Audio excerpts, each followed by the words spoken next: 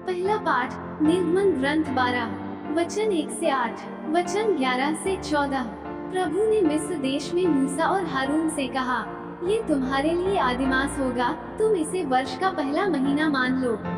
इस्राएल के सारे समुदाय को यह आदेश दो, इस महीने के 10वें दिन हर एक परिवार एक एक मेमना तैयार रखेगा। यदि मेमना खाने के लिए किसी परिवार में कम लोग हों, तो जरूरत के अनुसार पास वाले घर से लोगों को बुलाओ। खाने वालों की संख्या निश्चित करने में हर एक की खाने की रुचि का ध्यान रखो। उस मेमने में कोई दोष न हो, वह नर हो और 1 साल का, वह भेड़ा हो अथवा बकरा। महीने के 10वें दिन तक उसे रख लो। शाम को सब इजरायली उसका वध करेंगे। जिन घरों में मेमना खाया जाएगा, दरवाजों की चौखट पर उसका लोहू पोत दिया जाए। उसी रात बेखमीर रोटी और कड़वे साग के साथ मेमने का भुना हुआ मांस खाया जाएगा। तुम लोग चप्पल पहनकर, कमर कसकर तथा हाथ में डंडा लिए खाओगे। तुम जल्दी जल्दी खाओगे, क्योंकि यह प्रभु का पास्का है।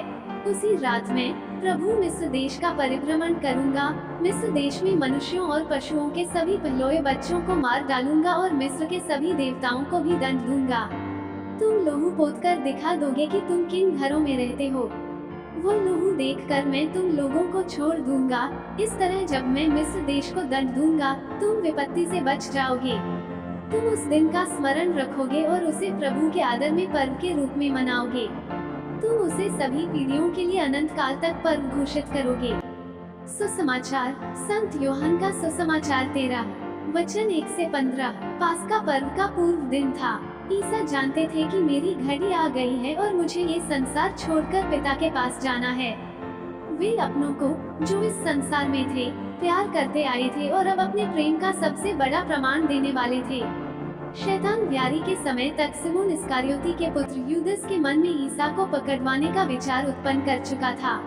ईसा जानते थे कि पिता ने मेरे हाथों में सब कुछ दे दिया है। मैं ईश्वर के यहाँ से आया हूँ और ईश्वर के पास जा रहा हूँ।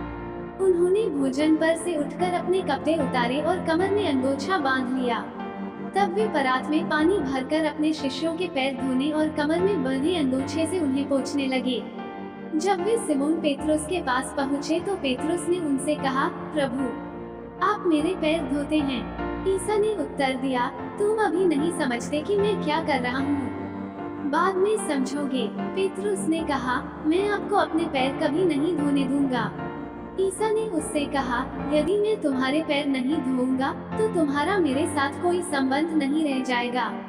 इस पर सिमोन पेत्रुस ने उनसे कहा, प्रभु, तो मेरे पैर ही नहीं, मेरे हाथ और सिर भी धोइए। ईसा ने उत्तर दिया, जो स्नान कर चुका है, उसे पैर के सिवा और कुछ धोने की जरूरत नहीं। वो पूर्ण रूप से शुद्ध है।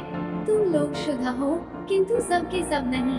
वे जानते थे कि कौन मेरे साथ विश्वासघात करेगा, इसलिए उन्होंने कहा, तुम सब के सब शुद्ध नहीं हो। उनके पैर धोने के बाद वे अपने कपड़े पहनकर फिर बैठ गए और उनसे बोले, क्या तुम लोग समझते हो कि मैंने तुम्हारे साथ क्या किया है? तुम मुझे गुरु और प्रभु कहते हो और ठीक ही कहते हो, क्योंकि मैं वही हूँ। इसलिए यदि मैं तुम्हारे प्रभु और गुरु ने तुम्हारे पैर धोए हैं, तो तुम्हें भी एक दूसरे के पैर धोने चाहिए। मैंने तुम्हें उदाहरण दिया है, जिससे जैसा मैंने तुम्हारे साथ किया वैसा ही तुम भी किया करो। मनन चिंतन, मेमने का लहू देखकर मैं तुम लोगों को छोड़ दूंगा। निर्दोष मेमने का लहू हमारे सब दोष को खत्म कर देता है। मिस्र से निकलने के पहले उन्होंने प्रभु के आदेशानुसार प्रभु का पास्का मनाया। निर्दोष मेमने के रक्त के द्वारा वे अपने घरों एवं परिवार को बचाने में समर्थ हुए। आज के पाठों में इस बात पर जोर दिया गया है। प्रभु यीशु स्वयं यह मेमना है, जो पवित्र एवं निष्कलंक है। उन्होंने अपने शिष्यों के साथ प्रभु का पास्का मनाते हुए अंतिम भोजन के समय रोटी एवं दाखरस का भोजन किया। लेकिन प्रभु ने उस रोटी को मेरा शरीर तथा दाखरस को मेरा रक्त कहा। मिस्सा बलिदान में हम ईश्वर के इस मेमने के भोज में भाग लेकर हम उसी प्रभु के शरीर और रक्त को ग्रहण करते हैं। उनका शरीर हमारे शरीर में मिल जाता है और उनका रक्त हमारे रक्त में। इस प्रकार हम एक सर्वोत्तम में सम्मिलित किए जाते हैं। इस पृथ्वी पर अपने जीवन के अंतिम समय में वे अपने शिष्यों के पैर धोकर हमें उदाहरण देते हैं, जैसा मैंने तुम्हारे साथ किया है वैसा ही तुम भी किया करो। प्रभु यीशु हमारे पैरों को धोकर हमें शुद्ध करते हैं। वे अब उस क्रूस को उठाने जा रहे हैं, जहां से वे अपने रक्त द्वारा हमें शुद्ध एवं पवित्र करेंगे। क्या हम पवित्र जीवन जीते हैं? आइए हम पवित्रता की ओर आगे बढ़े। आमीन।